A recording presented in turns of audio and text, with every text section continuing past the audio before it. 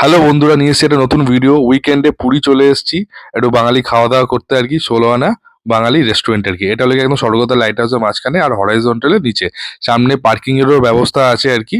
তো আপনাদের গাড়ি নিয়ে এলে কোনো রাখার কোনো একটা অসুবিধা হবে না। ভেতরে অ্যাম্বিয়েন্সটা যথেষ্ট ভালো ছিল আর বেশ ডিসেন্ট সিটিং এরিয়া ছিল।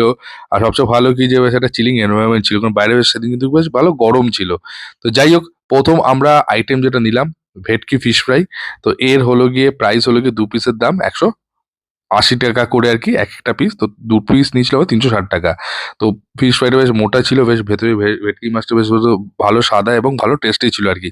আর ভেতর থেকে একটা সেটা ক্রাঞ্চিনেস আসছিল আর কি। তো এটা আপনার ট্রাই করতে পারেন। আমি এটাকে 8 দেবো আউট অফ 10।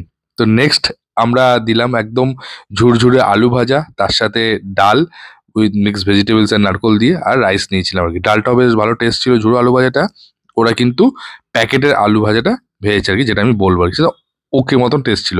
তারপরে নিয়ে নিয়েছিলাম আর কি চিংড়ির ভাপে। চিংড়ির ভাপের প্রাইস নিয়েছিল 350 রুপিস, 4 পিস দিয়েছিল। বেশ ভালো ডিসেন্ট সাইজ চিংড়িটা ছিল। প্রন টেস্টও ভালো ছিল, ফ্রেশ ছিল।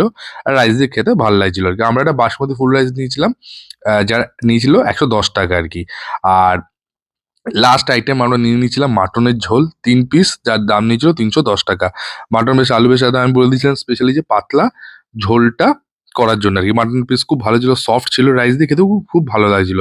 তো আপনারা একদম মাটন ঝোলটা ট্রাই করতে পারেন। আর এটা বলে রাখি, নারকল দিয়ে যে ভেজ মুগ ডাল নিয়েছিল ওটার দাম নিয়েছিল 90 টাকা, আর আলু ভাজার দাম নিয়েছিল 80 টাকা। তো আপনারা এখানে এসে খেয়ে অবশ্যই কমেন্ট সেকশনে জানাবেন। টাটা।